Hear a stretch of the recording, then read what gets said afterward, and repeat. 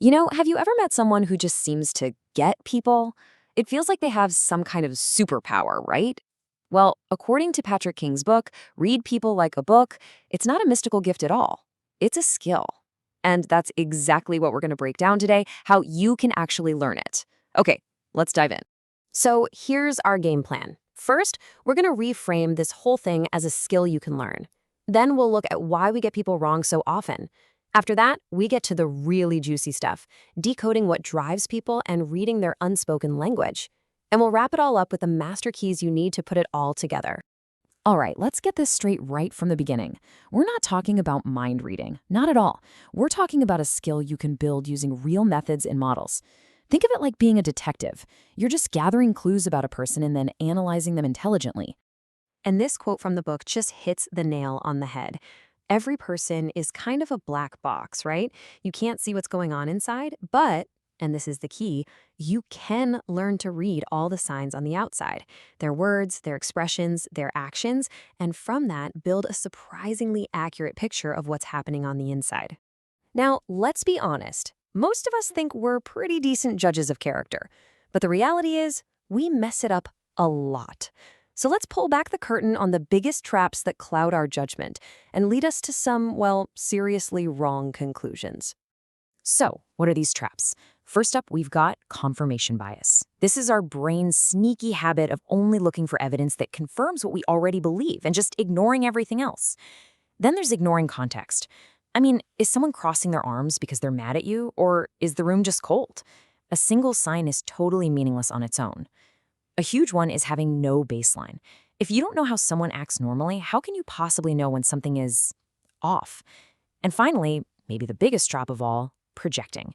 That's when we see our own fears, our own baggage in other people.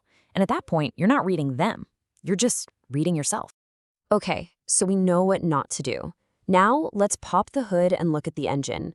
To really, truly understand why people do the things they do, you have to get a handle on their deep inner motivations. This is where we go from just watching people to actually analyzing them. One of the most fascinating ideas in the book is Carl Jung's concept of the shadow. This is all the stuff we don't like about ourselves, so we repress it, we hide it, even from ourselves. But here's the thing, it doesn't just go away. It leaks out and drives our behavior. You know that person who's always criticizing others for being insecure? Well, often that's just a projection of their own deep-seated fear of not being good enough. And this right here, this is one of the most fundamental drivers of human behavior. It's simple. We're all wired to move towards pleasure and run away from pain. But here's the kicker, the really crucial insight from the book. Our motivation to avoid pain is way, way stronger than our desire to gain pleasure. At the end of the day, our survival instincts always call the shots. We also have this little security guard in our heads called the ego, and its main job isn't to be objective or to find the truth. Nope, its one and only job is to protect us from feeling bad about ourselves, and it has a whole toolkit of unconscious strategies to make that happen. And this quote just nails it. The second the ego feels threatened, like say you're about to be proven wrong, it couldn't care less about the facts. It will bend reality, it'll rationalize, it'll deny, it'll blame someone else, anything to avoid that uncomfortable feeling of being wrong. This is exactly why people can stick to a belief even when there's a mountain of evidence saying they shouldn't. Okay, so we've looked at the inner world.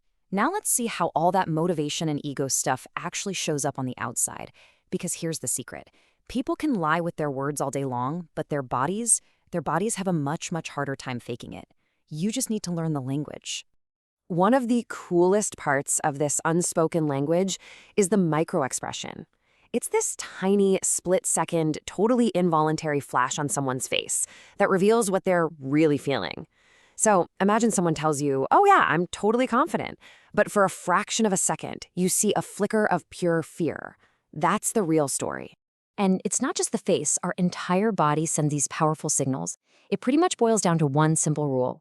Confident, comfortable people expand. They take up more space. They put their hands on their hips. They lean forward. But when people are uncomfortable or insecure, they do the opposite. They constrict. They literally try to make themselves smaller, crossing their arms, hunching their shoulders.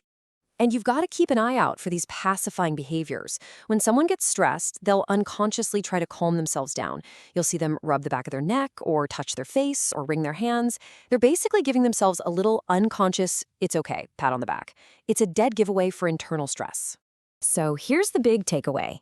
While our conscious brain is busy trying to craft the perfect sentence, our ancient emotional brain, our limbic system, is broadcasting our true feelings through our body.